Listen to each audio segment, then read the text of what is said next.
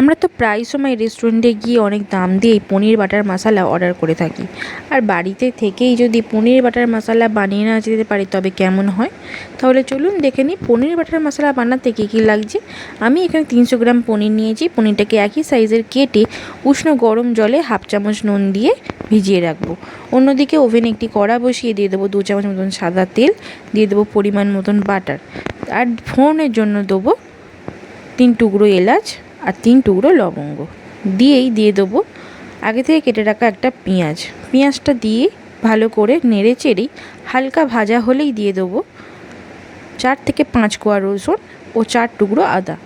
দিয়ে আবারও ভালো করে আদা রসুনের কুচিটা ভালো করে ভেজে নিয়েই দিয়ে দেবো একটা কাঁচা লঙ্কা।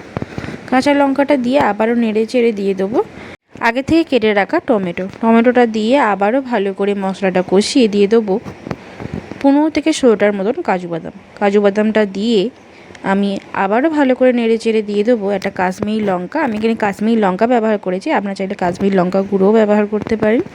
আর দিয়ে দেবো হাফ চামচ মতন হলুদ গুঁড়ো ও হাফ চামচ মতন নুন। দিয়ে মশলাটা কষানো হয়ে গেলে আমি গ্যাসের ফ্লেমটা বন্ধ করে মশলাটা একদম ঠান্ডা হয়ে গেলে মিক্সিং জারে হাফ কাপ জল দিয়ে আমি একটা গ্রেভি বানিয়ে নেব। আমার গ্রেভিটা রেডি হয়ে গেছে। এবার আমি একটা ছাঁকনির সাহায্যে আমি গ্রেভিটা ছেঁকে নেব। এতে গ্রেভিটা খুবই স্মুথ হয় আর খেতেও ভালো লাগে।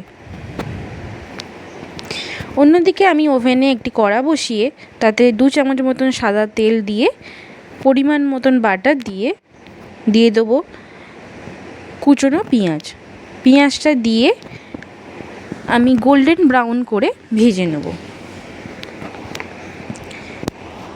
পেঁয়াজটা ভাজা হয়ে গেলেই দিয়ে দেবো টমেটো কুচি দিয়ে আবারও ভালো করে ভেজেই দিয়ে দেবো হাফ চামচ মতন হলুদ গুঁড়ো, হাফ চামচ নুন ও হাফ চামচ লঙ্কা গুঁড়ো। দিয়ে আমি মশলাটা ভালো করে কষিয়ে নেব। মশলাটা থেকে যখন তেল ছাড়তে আরম্ভ করে দেবে তখনই আমি আগে থেকে বানিয়ে রাখা গ্রেভিটা দিয়ে দেবো। গ্রেভিটা দিয়েই আমি গ্যাসের ফ্লেমটা মিডিয়াম টু হাই করে দেবো।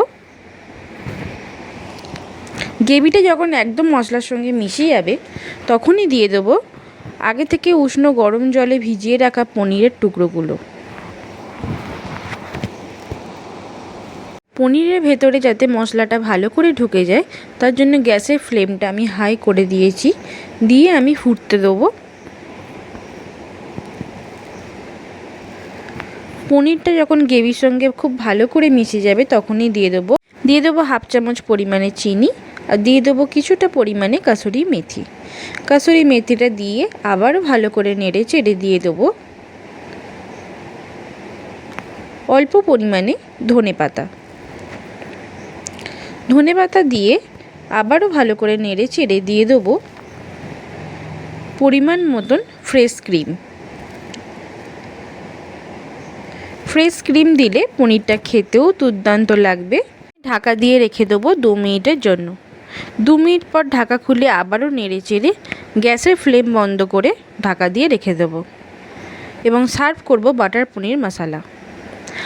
আপনাদের যদি আমার বাটার পনির মশলাটা ভালো লেগে থাকে তাহলে অবশ্যই বাড়িতে চেষ্টা করবে আর অবশ্যই কমেন্টে জানাবেন আপনাদের